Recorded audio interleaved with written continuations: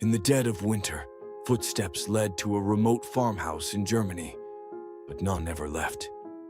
Days later, the entire family inside was found butchered, and the killer had stayed to live among the corpses. The wind howled across the Bavarian countryside, carrying with it a biting cold that crept through cracks in the old wooden walls of the Gruber family farmhouse. Snow fell softly at first, blanketing the fields around Hinterkaifeck in silence, until strange footprints appeared.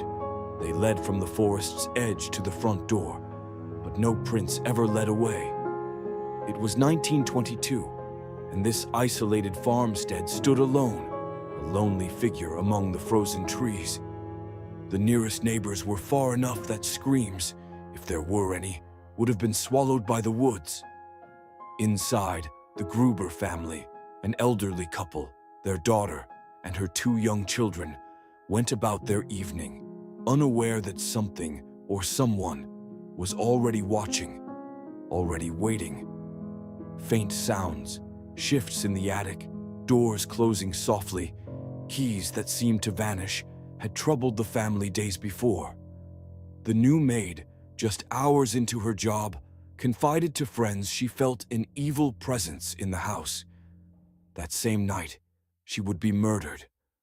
The farmhouse was dimly lit, the hearth crackling, unaware it was about to become a tomb. Snow kept falling, silence kept building. And then, the footsteps returned.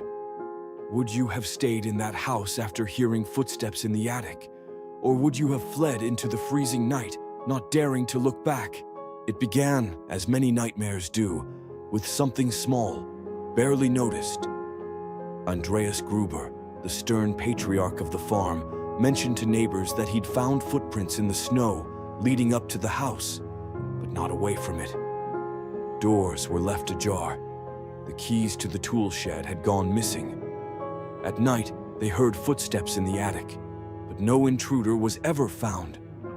Then, days later, came silence. For nearly a week, no one heard from the Gruber family. The post piled up.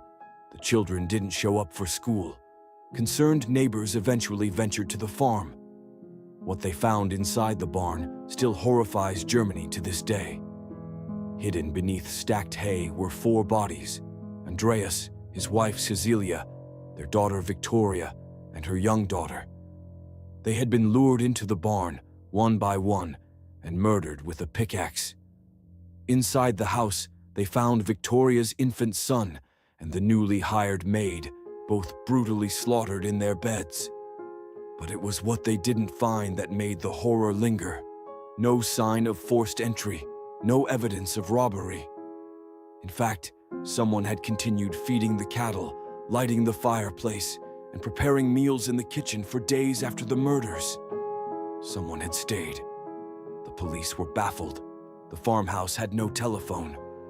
The snow offered only a chilling trail of prints, ending at the front door. Among the few belongings was a single clue that raised more questions than answers. A school notebook filled with eerie drawings, stick figures all lying in beds, marked with red X's. If you had been the one to discover that barn, would you have had the courage to walk further inside, or would you have turned and run before the door closed behind you? The investigation began under the grim shadow of the murders and quickly unraveled into something stranger. Detectives scoured the Hinterkaifeck farm, but every clue led nowhere. The murder weapon, a sharpened mattock, was eventually found hidden in the attic, suggesting the killer had lived among the victims.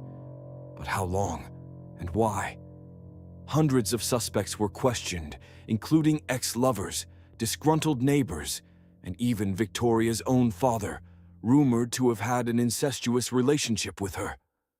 Dark secrets bubbled up from the quiet countryside, but none of them cracked the case. Even more unsettling were the reports that emerged during the investigation. Villagers swore they saw smoke rising from the farmhouse chimney days after the murders. A mechanic claimed he saw a man at the edge of the woods watching the house, unmoving, for hours. But the most haunting detail? The family dog, alive and well, though oddly subdued, was found tied up, as if someone wanted it silenced. Years passed. The house was torn down. The evidence deteriorated, and still, no one was charged. Forensics at the time were primitive. The autopsies had been performed in the barn itself, on makeshift tables, in the cold spring air, as the killer may have watched from the woods. In 2007, a group of German criminology students tried to solve the case with modern profiling techniques. They named a suspect, but authorities declined to release the name. Out of respect, he was long dead. The case remains officially unsolved. Do you think the killer was someone the Gruber family trusted? Or was it a stranger who vanished into the forest, never to be seen again? To this day, the Hinterkaifeck murders remain one of Germany's most chilling, unsolved crimes. No fingerprints, no confessions, no justice. Only 6 graves and the lingering echo of footsteps in the snow. Visitors to the old farmland say the area feels wrong, that the forest surrounding the site seems to listen, that on certain cold nights, if you stand still long enough, you can hear the distant crunch of footsteps approaching, only to vanish before they reach you. Theories still swirl. Was it revenge, madness, or something darker? Every few years, new investigators pore over the files, hoping to crack the code of Hinterkaifeck. But the deeper you look, the more the mystery seems to stare back. The farmhouse is gone. The killer is gone.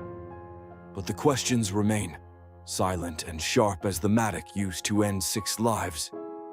Would you dare visit the spot where the snow once turned red, just to see if something still waits there? Watching? Waiting?